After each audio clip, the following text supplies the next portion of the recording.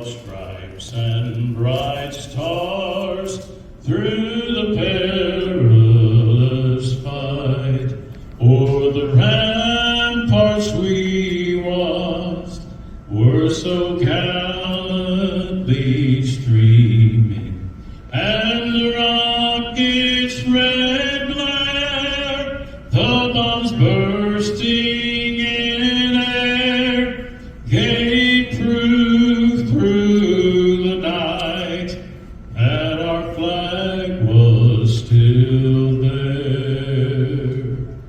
Oh, say does that star-spangled banner yet wave o'er the land of the free and the home of the brave? So with haircut square and eyes alert, he stared down at any crowd. How many men like him had fallen through the years?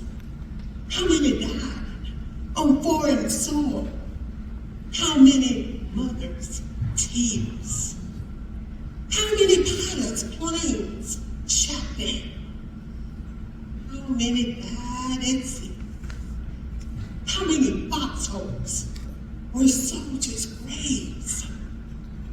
No, freedom is not free. I heard the sounds of taps one night when everything was still. I listened to the bugle play and felt a sudden chill. I wonder just how many times that taps had meant amen. When a flag had draped the coffin, or a brother, or a friend, I thought of all the children, of the mothers and wives, of fathers, sons, and husbands with interrupted lives.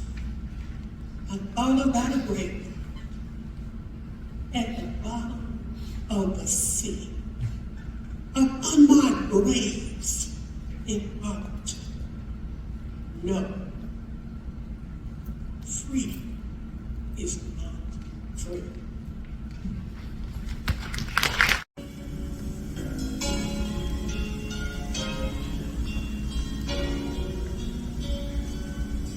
If tomorrow all the things were gone I'd worked for all my life, I had to start again with just my children and my wife.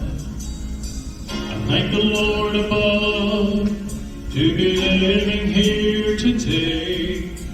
Our flag still stands for freedom. We won't let them take it away. And I'm proud to be an American, where at least I know I'm free. And I won't forget the soldiers who died, who gave that right to me. I gladly stand up next to you and defend her still today. There ain't no doubt I love this land. God bless the USA.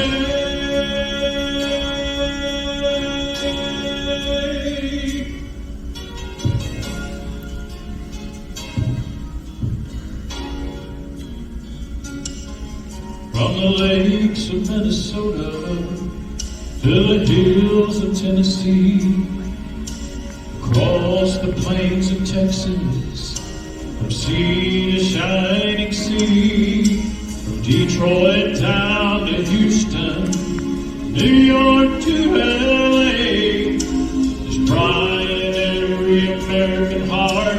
It's time we stand and say that I'm proud to be an American, where at least I know I'm free, and I won't the men who time gave that right to me. I gladly stand up next to you and defend her still today. There ain't no doubt I love this land. God bless the USA.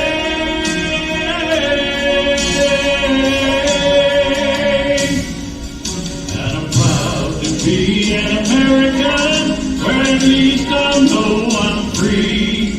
And I won't forget the men who died, who gave that right to me. I gladly stand up next to you and defend her still today. There ain't no doubt I love this land. God bless the USA.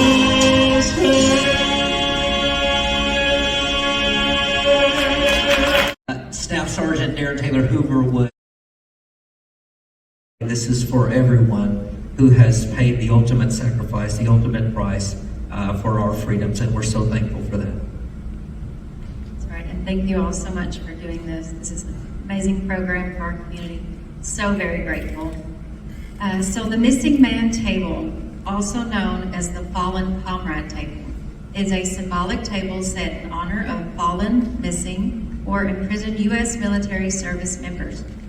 It's a ceremonial or memorial display used during formal dinners and other events to remember and honor those who have not returned home. Now we will present the key elements and their symbolism. So the empty chair represents the missing service member who is not present. The white tablecloth symbolizes the purity of their intentions to respond to their country's call to arms. The single red rose represents the bloodshed by those who have sacrificed their lives and reminds us of the families and friends awaiting their return. The lit candle symbolizes the hope for their return and the light that guides them home. The Bible represents the strength gained through faith. The inverted glass shows that the missing and fallen cannot partake in the toast. The slice of lemon reminds us of the bitter fate of those captured or missing. The salt on the bread plate represents the tears of families as they wait. The red ribbon symbolizes the continued uncertainty and determination to seek answers for the missing. The Missing Man Table is a solemn and powerful way to remember the sacrifices made by our military service members. It serves as a reminder of their courage, commitment, and the enduring hope for their return.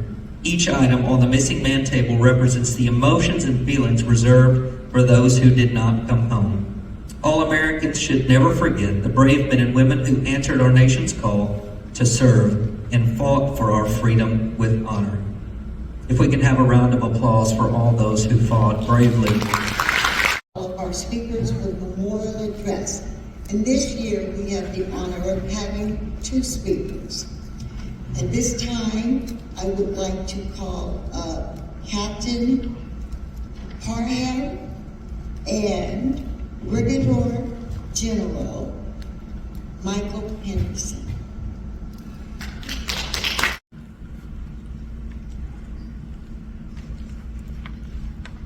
Ladies and gentlemen, what a privilege it is to be here today. My wife and I are humbled and excited about being here with you to remember those who served in uniform. I've served with the Arkansas National Guard for 27 years. I'm currently the chaplain for the 87 Troop Command, located in Little Rock, Arkansas at Camp Robinson, under command of Colonel Brian Wheeler. I'd like to share this little small humorous story before I move forward. There was a veteran who was wounded in battle, came home, and was given a service dog for a companion. And one day the service dog became missing. And he put a detailed description of his best friend in the paper in order to have him return home. He said in the description, if you see my companion, he's missing one ear. He only has 3 legs. He has one good eye, and his tail is broken and only wags to the right. And if you see him, he understands that he will answer to the name of Lucky.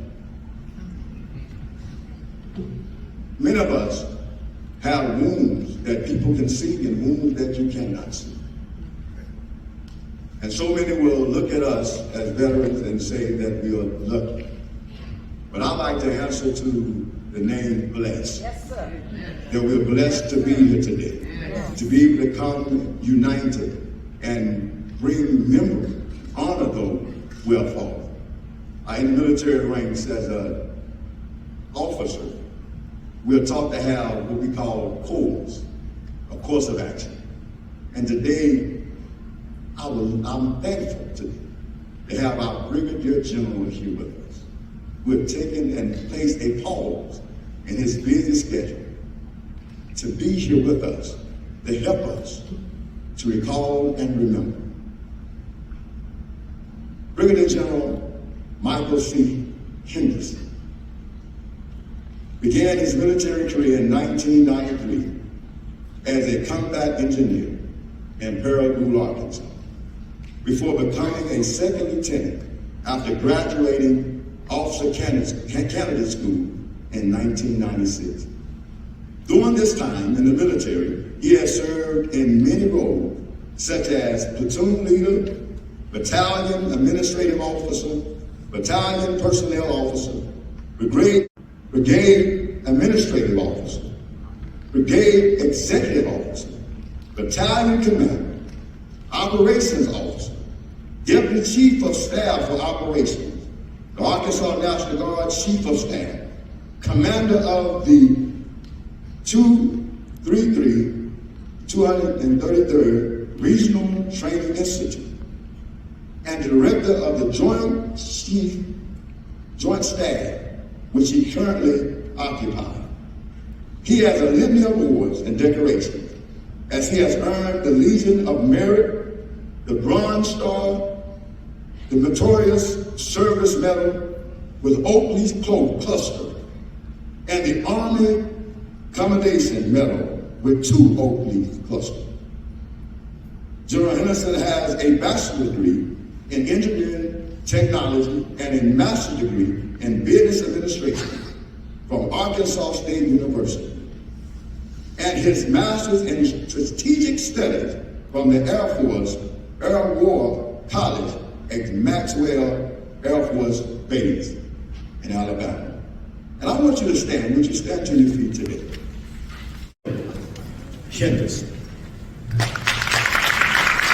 I'm even more humbled to be here and be a part of this. I'm really excited to have a chance to participate here with you. Whenever the invitation came in for a speaker, I come from Northeast Arkansas, so anything that happens up in the northeast part of the state, I like to take those requests. We have requests that come in from all over the state. But I will tell you that I felt extremely humbled in the way the request was worded, because it was requested that I share some comments on those that have made the ultimate sacrifice. And I certainly don't feel qualified to do that, but I'll do my best. As was already mentioned, we have an all-volunteer force in the United States. And at any given point in time, less than 1% of our population answer the call. In the book of Isaiah, when the prophet was called, he said, "Here am I, Lord, send me." The 1% that stepped forward and answered the call in our state have written a blank check to defend our nation with a cost up to and including their lives. That's an extremely rare trait. And increasingly nowadays, we're finding that is a family business. Those who serve in our ranks now almost exclusively have fathers, grandfathers, uncles, aunts that have served in their family history. So it's passed down from generation to generation. So I've thought about that a lot recently. Tomorrow I get the great honor of swearing in 8 new military officers, military physicians who have graduated from the Arkansas State University Medical School, New York Institute of Technology, here on Jonesboro's campus.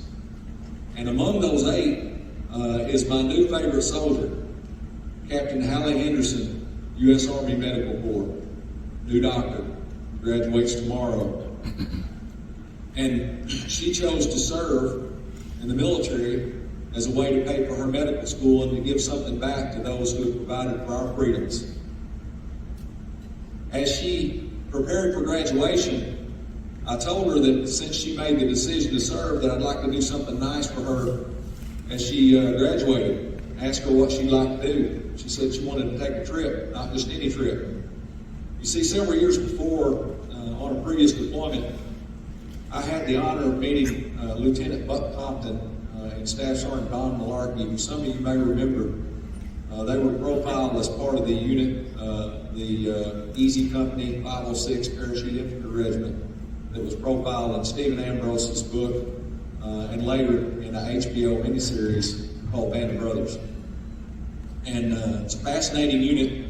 This unit landed in the Normandy invasion.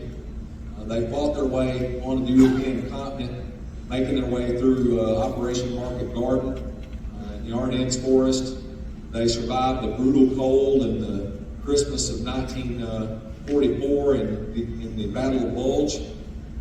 They made it out of there and fought their way through Germany and ultimately liberated the Eagle's Nest, which was Adolf Hitler's command post in the sky, if you will, in the Bavarian Alps. Beautiful, ornate house that he used in the time of war to hold meetings and to host dignitaries from other countries. So quite a storied unit. And when I mentioned that I had met those two, she started to read that book and watch the series as well. She wanted to take that trip. So we just got back. So we spent the first 10 days of this month following their exploits. And as we reflected on that trip and made our way back home, I asked her what most stood out from our experiences there. And there were so many different things, from the culture to the food to all the different places we got to see. But the thing that she selected was the same thing that stood out to me. The visits that we had to the cemeteries of our fallen heroes. We had a chance to visit the cemetery in Normandy, also the cemetery in Luxembourg where General Patton is buried. While in Normandy, there is a large monument erected just off the cemetery that lists the names of those who are believed to be fallen but have not yet been identified. And on that list, there is the name of a soldier from the Charlie Company 37th Engineer Battalion. And as a combat engineer, his story really stood out to me. For those of you that have seen the movie that came out whenever I was a lieutenant, Saving Private Ryan, the opening scene of Saving Private Ryan is something that you'll never forget. As the infantrymen make their way on shore, they open the door to the landing craft, and they're facing heavy fire from the German machine guns and artillery and mortar rounds. They're trying to lug the heavy gear onto the sand through the beach, and it's just a terrible situation. Well, this one name from Charlie Company 37th Engineer Battalion, Private Roger Andrews, I think his story demonstrates why we're the greatest nation on this earth. The lengths that we go to honor our fallen, the cemeteries that we erect in their honor.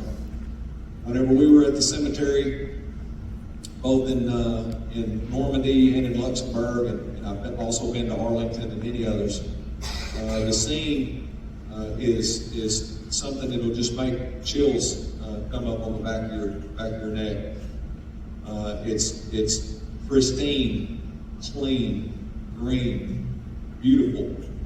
The rows upon rows of white crosses and stars and monument markers that depict those who have fallen in battle, those who have their service dates and their state and their unit of assignment there in a simple tribute to their service. It's just amazing, almost overwhelming. Well, there at Normandy, those who were missing in battle, their names were inscribed on the wall just off the cemetery. The name of Private Roger Andrews was there. And why I think it depicts why we're the greatest country in history is the lengths that we go to honor our fallen. You see, we continue to try to identify the remains of those who are missing. And recently we have identified Private Andrews' remains. And so I was looking for his name whenever I went to that monument, because his remains are going to be repatriated here in Arkansas on the 9th of June in a ceremony that will include many of his remaining family in Gravette, Arkansas. And so I just ask you to reflect on what that means. 80 years, for 80 years, he would have been represented at the missing table. For 80 years, he laid there unidentified in that cemetery.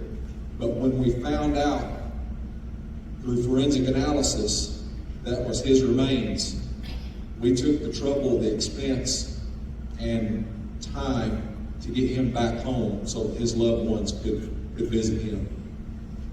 To me, that says a lot about the kind of country that we are, the kind of country that we've taken oath to defend.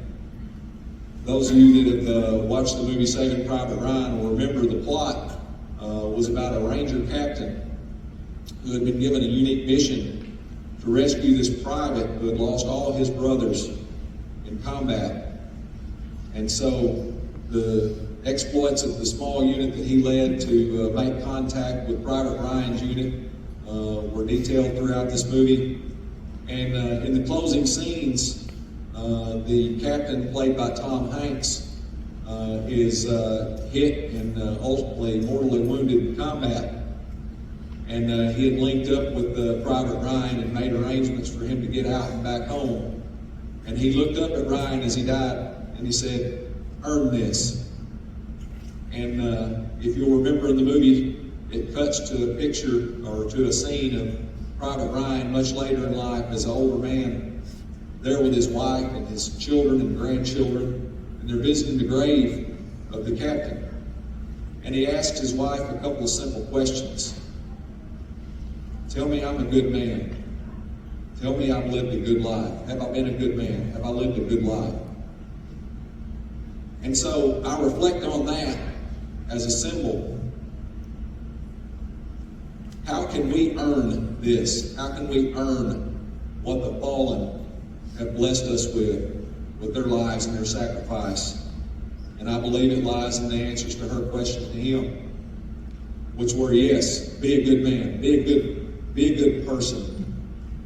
Live a good life, make the world a better place, and educate those who come behind us. Let's make sure that they never forget. Let's make sure that we never forget the service and sacrifice for those who have fallen to defend our freedoms. For many, Memorial Day is just an extra day off work. It's a day where they can celebrate with barbecue or a day on the lake or time with loved ones, and that's great.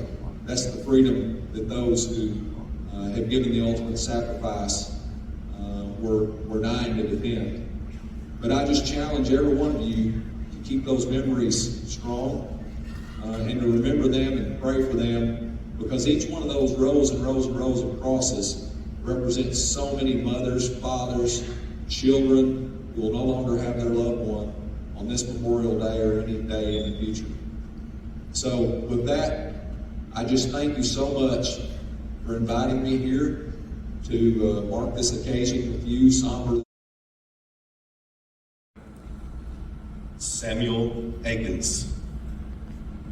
Robert Allen, William H. Allen, Larry Anderson, W.C. Andrews, Brianna Barksdale, James B. Barksdale, William Baumgart, Herbert J. Bell, Earl Gregory Bernard, Sr., William J. Blaylock, George Willis Broadway, Jr., Charles Brown, Herman Brown, my brother, Malcolm P. Bruce, Willie Bruce,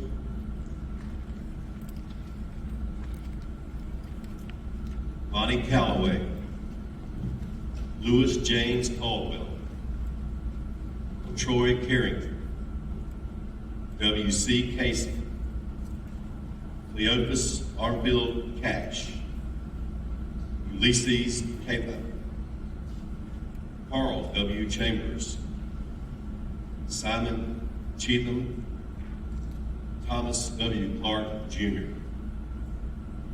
Alfonso Clayton, Vernon Clemens, Vernon W. Clemens, Harold Clemens,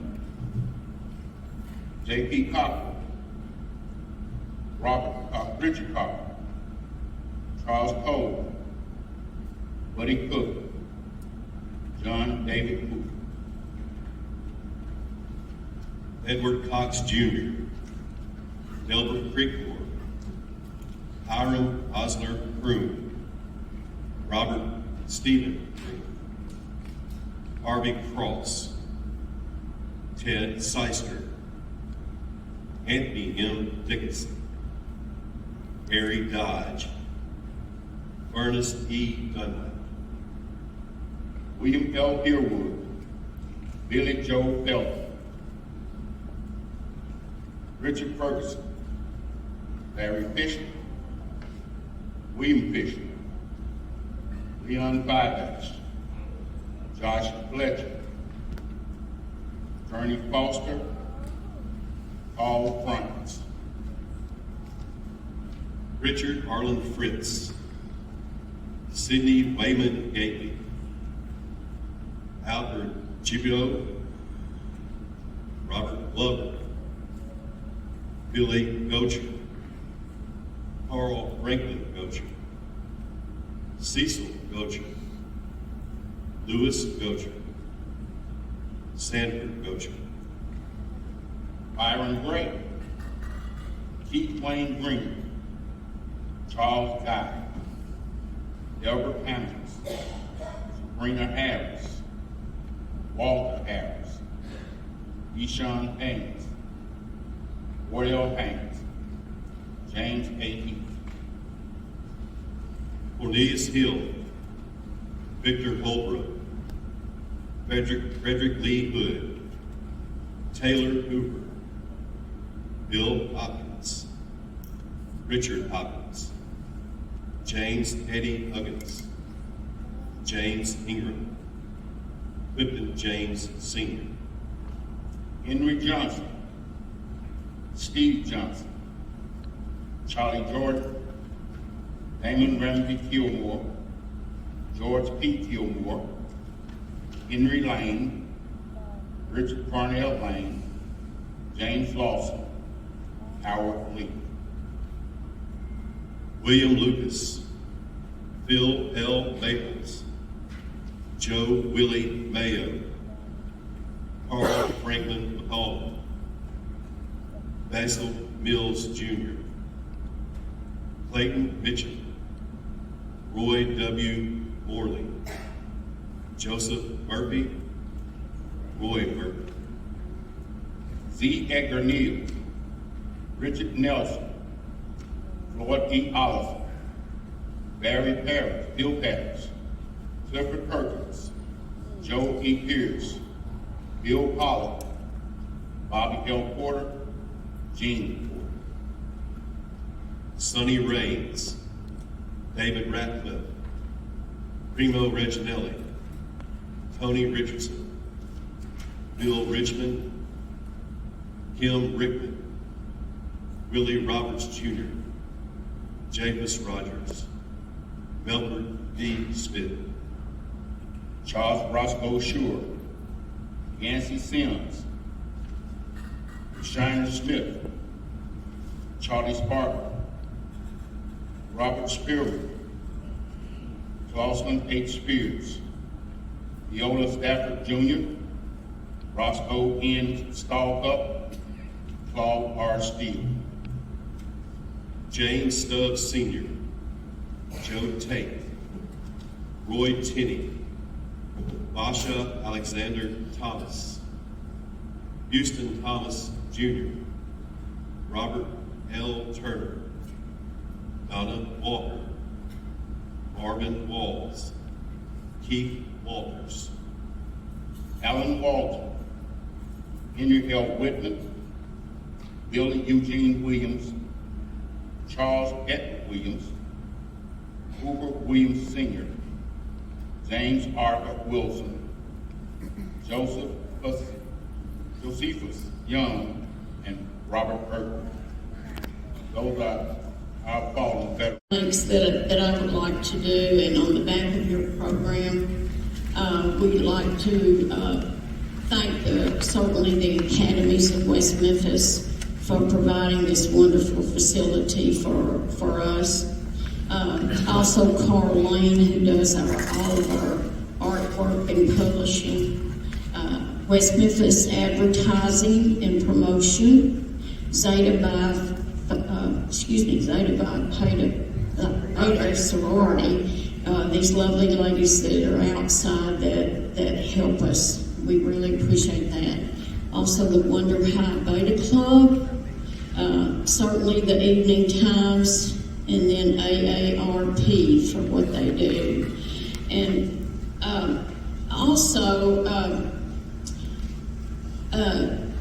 the DAR ladies are the ones that have done all the decorations for tonight, and we kind of miss having the Daughters of the American Revolution around. So I want to recognize certainly all the advertising that we get from everyone in the help, but also the DAR ladies. And I think there is one of the ladies out here tonight. So thank everyone for helping. We really appreciate everything that y'all do.